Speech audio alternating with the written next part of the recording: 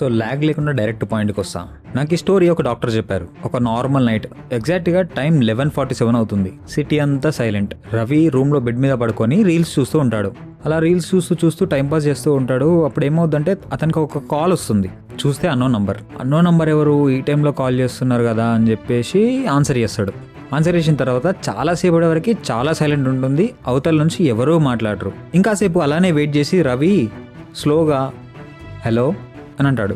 అన్న తర్వాత అవతల నుంచి కూడా సేమ్ వాయిస్తోని హలో అని వస్తుంది. రవి సడన్గా షాక్ అవుతాడు. ఏంటి నా వాయిస్లోనే ఉంది అనుకుంటాడు. ఇలా రవి కన్ఫ్యూజన్లో ఉండగా అవతల నుంచి ఒక పర్సన్ ఇలా అంటాడు, నీకు కేవలం 9 minutes మాత్రమే టైం ఉంది అని. రవికి అర్థం కాదు, అసలు ఎవరు ఎందుకు ఇలా చెప్తున్నారని ఒక బ్లాంక్లో ఉంటాడు. సో వాళ్ళని డైరెక్ట్గా కాల్లోనే అడుగుతాడు, ఎవరు మీరు అని చెప్పి. రవికి మళ్ళీ ఆ పర్సన్ ఏం చెప్తాడంటే, నీకు మళ్ళీ చెప్తున్నా రవి, నీకు కేవలం 9 minutes మాత్రమే టైం ఉంది అంటాడు. రవి సడన్గా షాక్ అయిపోయి అవతల పర్సన్ ఎవరై ఉంటారు, వాళ్ళకి నా పేరు తెలుసు, నా నంబర్ ఎలా తెలుసు అని చెప్పేసి కన్ఫ్యూజ్ అవుతాడు. అలా కన్ఫ్యూజ్ అవుతూ ఎవరు అని అడుగుదామని చెప్పి అనుకుని లోపలనే అనుకుంటా ఉంటాడు. సో అవతల నుంచి ఆ పర్సన్ టైం చెప్పిన తర్వాత నమ్మాలని లేదా, నీ లెఫ్ట్ సైడ్ ఉన్న టేబుల్ మీద ఆ వ్యాలెట్లో ఒక 2 notes ఉన్నాయి. అందులో ఒక నోట్ చిరిగిపోయి ఉంది, కావాలంటే చెక్ చేసుకో అని చెప్తాడు. అదెలా సాధ్యమవుద్ది అని చెప్పేసి రవి ఏం చేస్తారంటే వెళ్ళి ఆ వ్యాలెట్ తీసుకొని లోపల నోట్స్ చెక్ చేస్తాడు. నిజంగానే 2 notes ఉంటాయి. అండ్ నిజంగానే ఆ రెండిట్లో ఒకటి చినిగుంటుంది.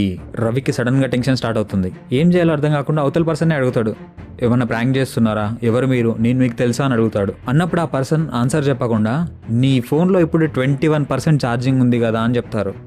రవికి హార్ట్ బీట్ ఇంకా రేజ్ అవుతుంది, ఎందుకంటే అందులో చెప్పింది కరెక్టే. అండ్ ఇంకొక థింగ్ ఏంటంటే రవి రీల్స్ చూసే ముందు ఫోన్ని ఛార్జ్ పెట్టి ఉంటాడు, కాకపోతే ఆ స్విచ్ అనేది వేయలేదు. ఆ విషయం కూడా నువ్వు ఛార్జ్ పెట్టావు కానీ అక్కడ స్విచ్ వేయడం మర్చిపోయావని కూడా చెప్తాడు కాల్లో. తిరిగి ఆ స్విచ్ వైపు చూస్తే కరెక్టే, నిజంగానే స్విచ్చెస్ లేదు.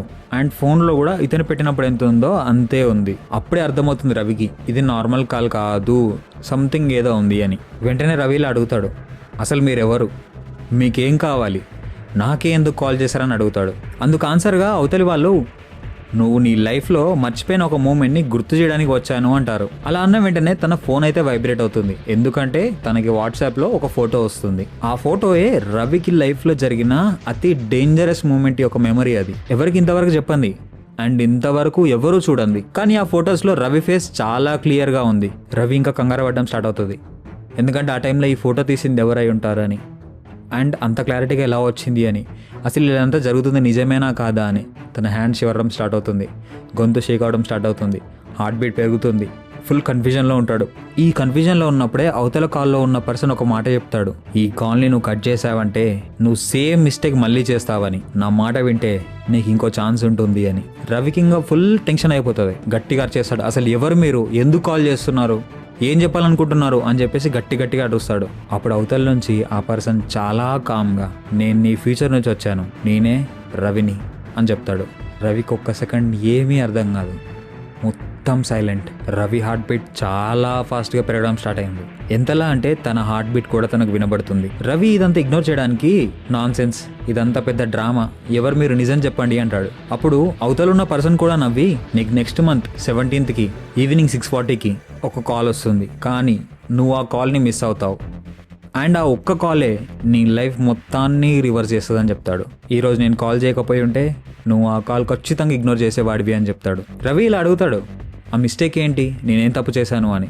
అప్పుడు ఫ్యూచర్లో ఉన్న రవి ఇలా ఆన్సర్ ఇస్తాడు, నీ దగ్గర ఉన్న ఒక పర్సన్ని నువ్వు రాంగ్గా ట్రస్ట్ చేస్తున్నావని అండ్ వాళ్ళే నీ లైఫ్లో విలన్ అవుతారు అని. అవునా, అసలు ఎవరు వాళ్ళు, ఆ విషయం ఏంటి, నేను వాళ్ళని ఎందుకు అలా భావిస్తా అని చెప్పేసి పదే అడగడం స్టార్ట్ చేస్తాడు రవి. దానికి సమాధానంగా అవతలున్న రవి, దానికి నేను ఆన్సర్ చెప్పలేను రవి, ఎందుకంటే నువ్వు ఇప్పుడు తననే కలవబోతున్నావని. రవి ఫుల్గా కన్ఫ్యూజ్ అయిపోతాడు. వెంటనే కాల్ కట్ అవుతుంది. కాల్ కట్ అయ్యాక ఇంకా టెన్షన్ స్టార్ట్ అయింది, ఫుల్గా కన్ఫ్యూజన్ స్టార్ట్ అయింది, అసలు ఆ పర్సన్ ఎవరు అని. రవి అలాగే ఫోన్ చూస్తూ ఉంటాడు. చూస్తే ఛార్జింగ్ 1% మాత్రమే ఉంటుంది. అలా 1% ఛార్జింగ్ చూస్తుండగానే డోర్ బెల్ రింగ్ అవుతుంది. అలా రింగ్ అయిన వెంటనే రవి స్లోగా డోర్ వైపు చూడడం స్టార్ట్ చేస్తాడు.